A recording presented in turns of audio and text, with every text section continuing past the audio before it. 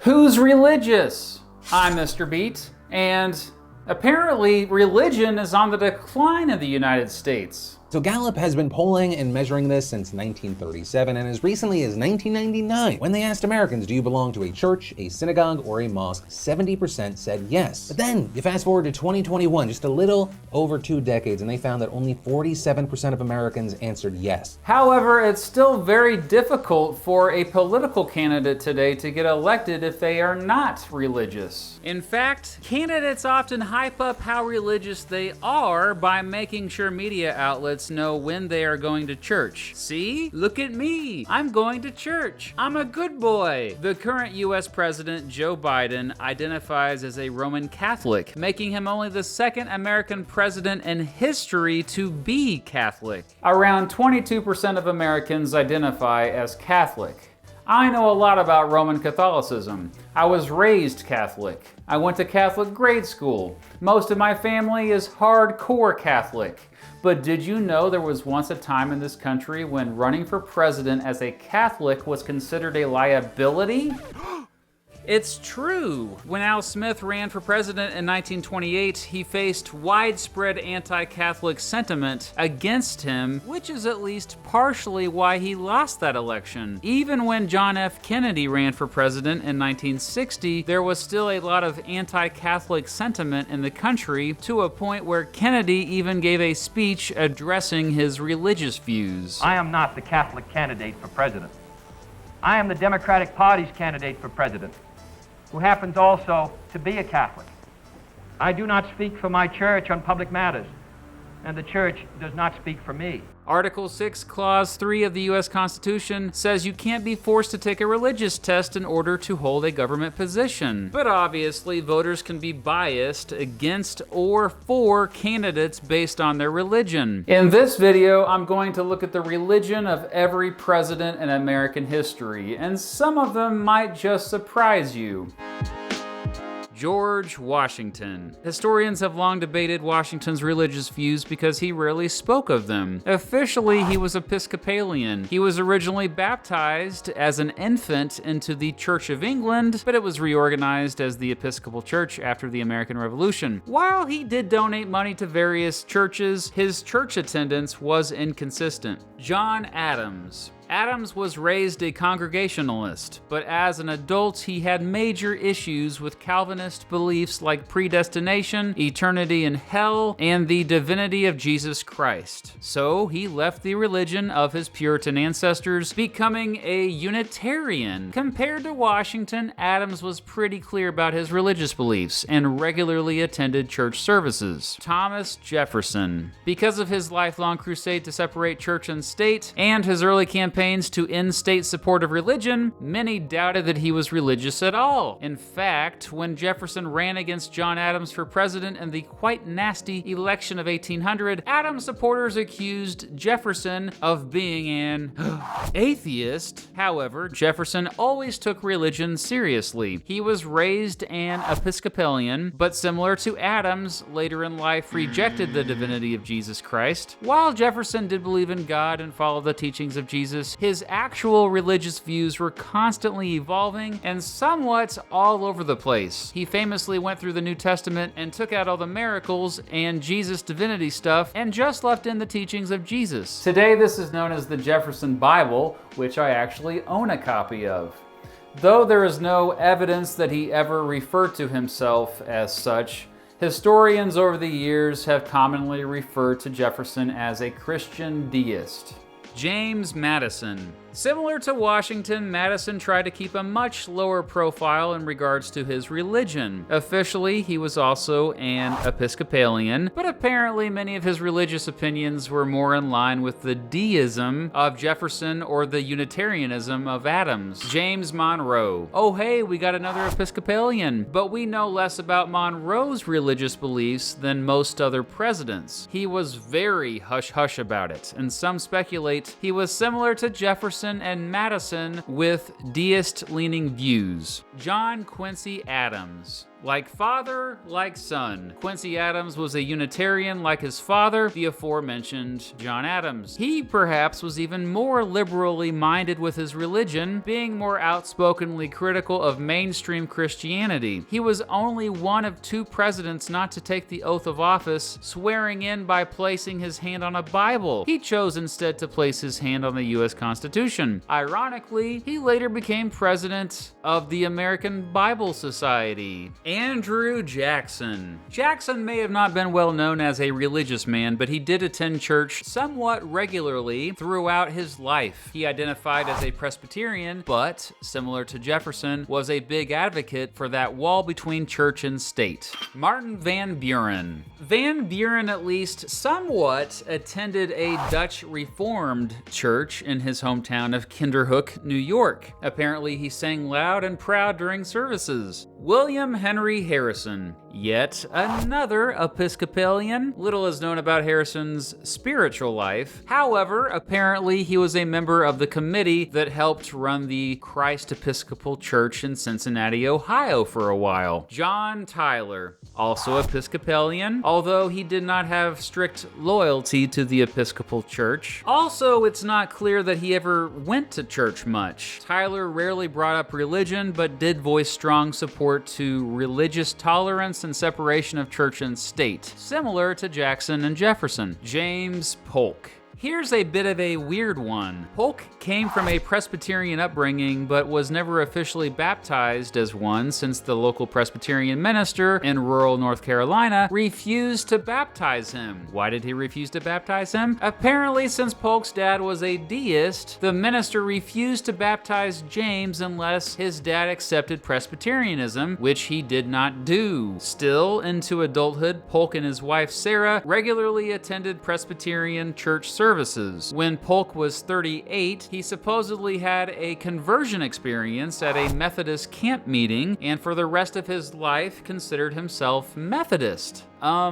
While still attending Presbyterian services. Only on his deathbed did he get baptized as a Methodist. Zachary Taylor. Taylor wasn't that religious, but officially he identified as an Episcopalian, perhaps mainly because his wife, Margaret, was a devout Episcopalian. I like to imagine Margaret dragging Zachary out of bed and forcing him to join her in church services every Sunday morning. Millard Fillmore. Like John Adams and John Quincy Adams before him, Fillmore was a Unitarian and a bit of a progressive on the issue of the role of religion in society. Like Tyler, Jackson, and Jefferson before him, he was vocal about a strict separation of church and state, saying once, quote, "I am tolerant of all creeds, yet if any sect suffered itself to be used for political objects, I would meet it by political opposition. Religion and politics should not be mingled," unquote. Once, in a debate with political rival William Seward, he disagreed with Seward about public tax money, arguing that it should never be used to fund religious schools. Franklin Pierce. Oh, look.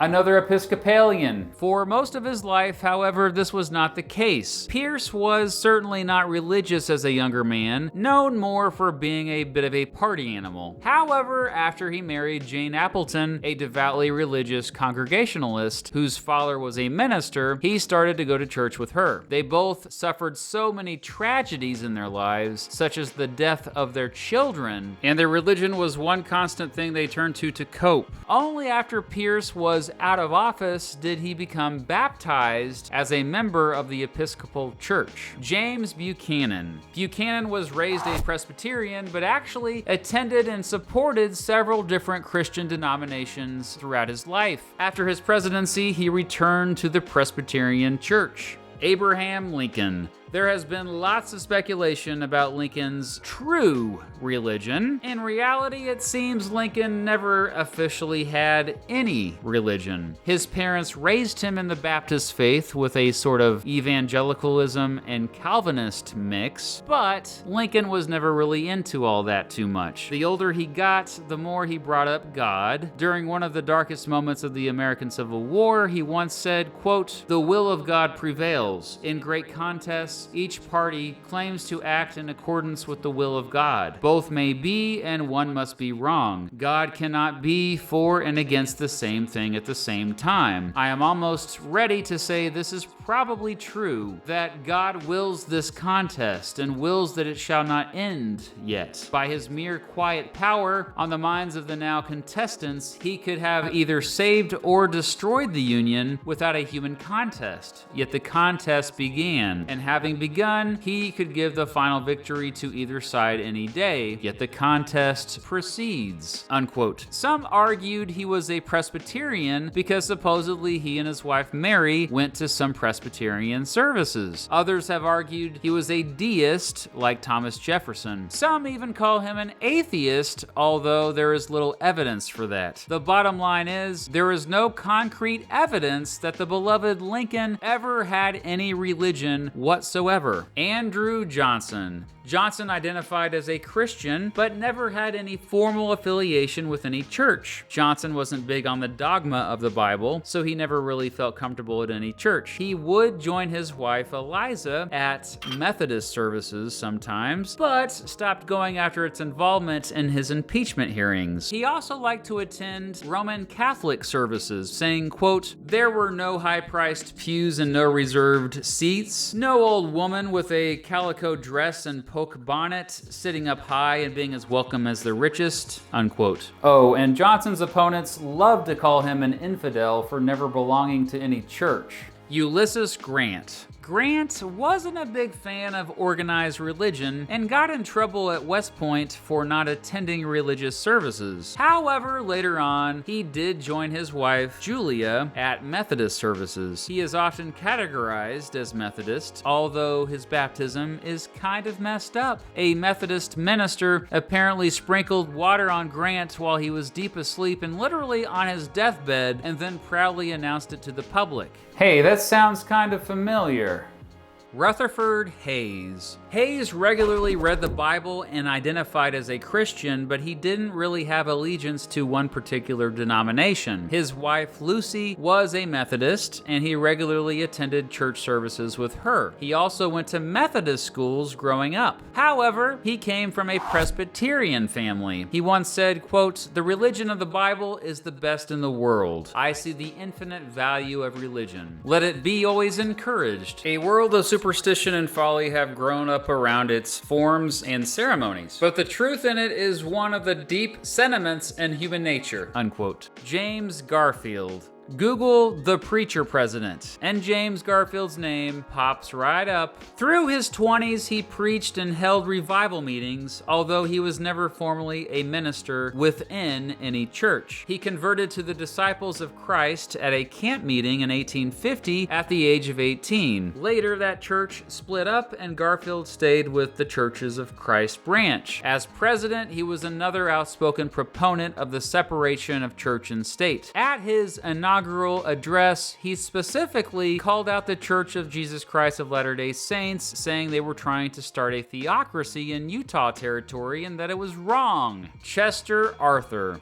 Not much is known about Arthur's religious life, other than the fact that his dad was a Baptist minister. Apparently, Arthur was a rebel, though, and rejected his father's religion. For most of his life, he likely was not that religious at all, although he did regularly attend St. John's Episcopal Church in Washington, D.C., so I guess we got another Episcopalian.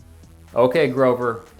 It's your turn. Grover Cleveland. Cleveland was a Presbyterian his entire life. In fact, his dad was a Presbyterian minister, and Cleveland often attended multiple services in his dad's church every Sunday, also going to Sunday school. Perhaps this is why, as an adult, he did not attend church as much, but he remained loyal to the Presbyterian church for the rest of his life, even when he questioned his faith after the death of his daughter Ruth. Benjamin Harrison. Harrison was also a Presbyterian. He was devout, attending church services pretty much every Sunday for his entire life. He even taught Sunday school and was a leader at the First Presbyterian Church in Indianapolis for around 40 years. He prayed like all the time and regularly brought up his faith in speeches as a politician. William McKinley. probably one of the most devoutly religious presidents. McKinley was a member of the First Methodist Episcopal Church in Canton, Ohio for much of his life. As a kid, he originally wanted to grow up to be a Methodist minister. His loyalty to Christianity perhaps made him less sympathetic to other religions. After the occupation of the Philippines after victory in the Spanish-American War, McKinley supposedly said he wanted to, quote, civilize and Christianize the Filipinos, although this claim has been disputed. Theodore Roosevelt. Teddy was a member of the Reformed Church, but did attend Episcopal churches when there was no Reformed church nearby. As a child, he attended Presbyterian churches with his mom before joining the Reformed Church as a teenager. As far as we can tell, he attended church services quite regularly. William Howard Taft. Well, Taft once said, quote, I am a Unitarian. I believe in God. I do not believe in the divinity of Christ, and there are many other of the postulates of the Orthodox Creed to which I cannot subscribe. I am not, however, a scoffer at religion, but on the contrary, recognize in the fullest manner the elevating influence that it has had and always will have in the history of mankind, unquote. Even though he regularly attended All Souls Church in Washington, D.C., critics accused him of being an atheist when he ran for president in 1908. Before becoming president of the United States, he did turn down an offer to be president at Yale, which at the time was affiliated with the Congregationalist Church. The reason? Because Congregationalists believed in the divinity of Jesus Christ, of course. Woodrow Wilson. Speaking of being a president of a university, Wilson was. He served as president of Princeton University, which was at the time affiliated with the Presbyterian Church. He was its first president who was not previously a minister. However, his dad and uncle were Presbyterian ministers. He also was a ruling elder of the Second Presbyterian Church in Princeton before that. Warren Harding. Holy crap! Is this finally our first Baptist? I think it is. Harding once said, quote, it is my conviction that the fundamental trouble with the people of the United States is that they have gotten too far away from the Almighty God, unquote. And while that makes Harding sound like a cranky old man, he wasn't big on which religion you choose. In fact, some say he even leaned atheist at times in his life. His mom was a Methodist, but yeah, for most of his life, he identified as a Baptist. He did attend church services regularly. Calvin Coolidge. Coolidge was a Congregationalist, the only president ever officially so, and only became one after he became president. Typical of Coolidge, he never spoke much about his religious beliefs. Herbert Hoover. And now we got our first Quaker. Hoover was born into a devout Quaker family in Iowa. His family had been Quakers going back generations, and his ancestors came to North America searching for religious freedom. He traveled a lot for his work, but whenever he was back home, he regularly attended Quaker meetings as an adult. As I mentioned at the beginning of this video, he ran against Al Smith, who controversially was Catholic, in the election of 1928. Give credit to Hoover, who did not attack Smith for his religion and, in fact, defended religious freedom in general. Franklin Roosevelt. FDR was another Episcopalian. As a young man, Roosevelt participated in missionary work and later in life held leadership roles in his church. However, he rarely attended church. While he rarely spoke of his own religious beliefs, he did appeal to Christianity in several of his speeches. Harry Truman. Truman was a Baptist, but kept his religious beliefs private, which actually apparently upset some Baptist leaders. Truman often referred to the United States as a, quote, Christian nation, but also consistently stressed the importance of religious freedom. He once said, quote, Jews, Mohammedans, Buddhists, and Confucians worship the same God as the Christians say they do. He is all-seeing, all-hearing, and all-knowing. Nothing, not even the sparrow or the smallest bug escapes his notice, unquote. As president, he framed the Cold War as a battle of morals between those who follow followed God, aka the United States and its allies, and those who turned their backs on God, aka the Soviet Union and its allies. That all said, the older he got, the more Truman seemed to lose his faith. Dwight Eisenhower. Although he had no formal church affiliation until he was president, Eisenhower was a fairly religious dude. He actually was the first president baptized while in office, becoming baptized as a Presbyterian on February 1st, 1953, just 12 days after he was first inaugurated. A big reason why the two words, under God, was added to the Pledge of Allegiance, and a big reason why In God We Trust became the motto of the United States is because of him, and he embraced the government connecting itself with theism at a time when many Americans feared what they perceived to be an atheist Soviet Union as the dominant threat. That's the Cold War for you. John F. Kennedy. As I mentioned at the beginning of this video, JFK was our country's first Roman Catholic president. He was pretty loyal to the Catholic Church, attending Mass every Sunday. Lyndon Johnson. Johnson had Christian influence from various denominations growing up, but ultimately he joined the Disciples of Christ Church. Much of their influence guided his support for sweeping civil rights legislation and social welfare programs during the 1960s. Richard Nixon.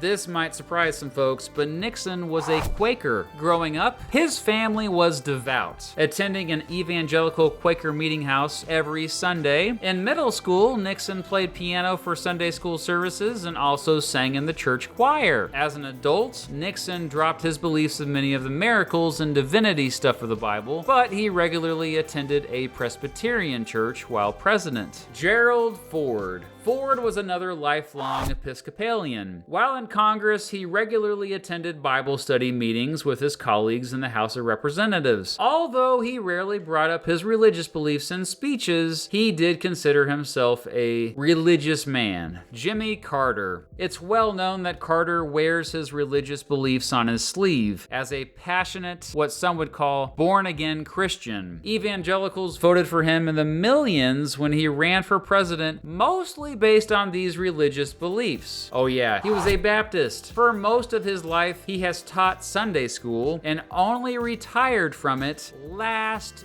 year. Ronald Reagan. Even though he didn't go to church much, Reagan also had lots of evangelical support. He was raised as a member of the Disciples of Christ Church, but later became a Presbyterian. After he was nearly assassinated, Reagan found himself becoming much more religious. In 1982, he announced his support for a constitutional amendment to allow voluntary school prayer, although that never passed. George H.W. Bush. Bush Sr. is the last president to identify as an Episcopalian. Unlike Reagan and Carter, he didn't bring up his religious beliefs much at all, but religion was definitely an important part of his life. Bill Clinton. Clinton is the last president to identify as a Baptist. He has regularly attended church services throughout his life. However, he has often attended Methodist church services as well, as his wife, Hillary, is a Methodist. George W. Bush. As president, Bush Jr. definitely brought up religion a lot more than his dad did when he was president. Like Carter, he has consistently worn his religious beliefs on his sleeve. W. Bush was raised Episcopalian while also attending Presbyterian services from time to time, but he became a Methodist upon marrying his wife, Laura, in 1977. Laura had been baptized a Methodist as a child. Similar to Truman and Reagan before him, Bush more openly connected Christianity to government, especially after 9/11. However, even though the 9/11 attackers were Muslims, Bush responded to increasing Islamophobia by saying, quote, "The face of terror is not the true faith of Islam. That is not what Islam is all about. Islam is peace," unquote. Barrack Obama. Oh, he was a Muslim. Just kidding. And if you ever believe that, I don't know, dude.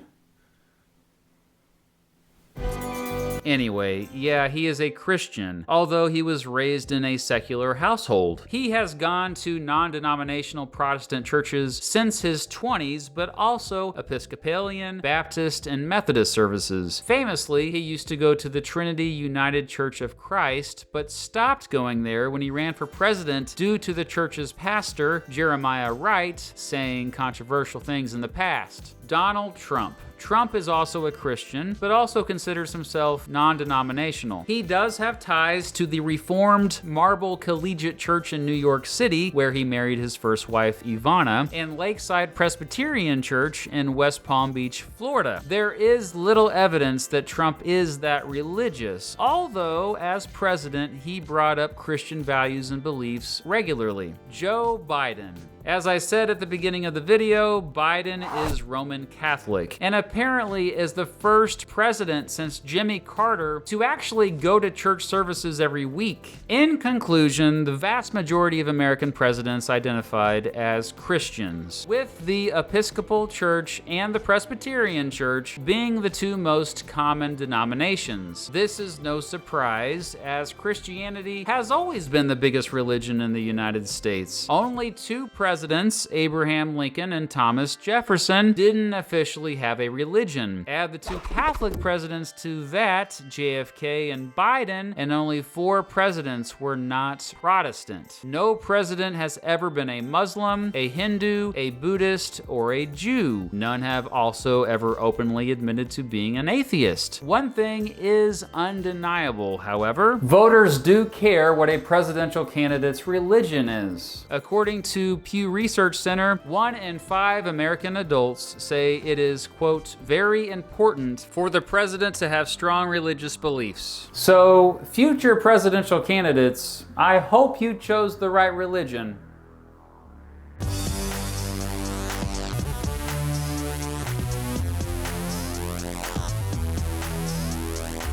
So when will the United States have its first Muslim president, or Jewish president, or atheist president, or pastafarian president? Let me know in the comments below. And here is my monthly shout out to all my Patreon supporters who donate at least $10 or more a month to my channel, starting with my biggest donors: Matt Standish, El Casper, Sean Connett, Nick Everett, Kristen Highland, Dr. Paul J. Lilly, Alicia Solberg, Andrew B., Austin Ciros, Will Scruggs, Andrew Snyder, CJ Cavey, John Johnson, Zachary F. Parker, Brian Layton, Grant Hughes, Elon Capone, Jar Jar Binks 420, Justin Emerson Richards, Kit Walker, Flabby, Joel Serrano Lozada, Lee Fortier, Naderade, Robert Reichel, Southside Mitch, Thomas Oppenheim, Victor Martinez, Cheeky, Worth Novinsky, Jack L., Jacob Birnbaum, Samuel Stritz, Kyle Fassbinder, Adam Christians, Cal Stevens, Laughlin McGregor, Raquel Jones, Sally Thompson, the Geoscholar, Stephen Scott, Gail Gerard, and C. Bedrin. If I mispronounce any names, I'm so sorry. Please correct me if you can. Thank you all to my Patreon supporters, and thank you for watching.